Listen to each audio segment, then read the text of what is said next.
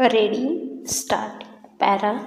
महाराष्ट्राच्या नागरीकरणाचा वेग जास्त असल्यामुळे जादा लोकसंख्येला सामावून घेण्यासाठी शहरांची व त्या सभोवतालची वाढ झपाट्याने होत असते. सदरची वाढ ही वेडीवाकडी न होता नियोजनबद्ध व्हावी व त्यांना आवश्यक त्या सेवा सुविधा देखील पुरविण्यात याव्यात.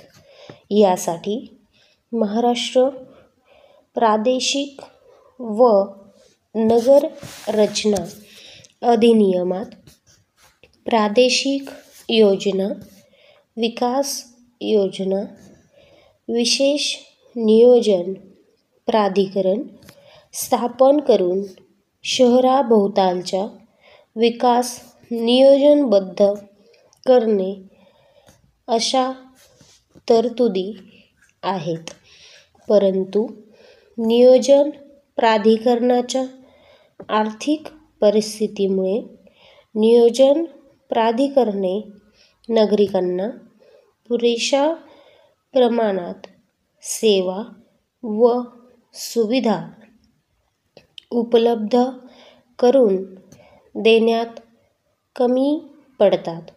त्यामुळे नियोजन प्राधिकरणाची नागरिकांना सेवा व सुविधा पुरविण्याची क्षमता वाढविण्याच्या उद्देशाने त्यांची आर्थिक परिस्थिती सुधारून शहराची चांगली वाढ होण्याकरिता विकसित होणाऱ्या जागा मालकाकडून विकास शुल्क घेऊन सेवा सुविधा पुरविण्याची संकल्पना आहे.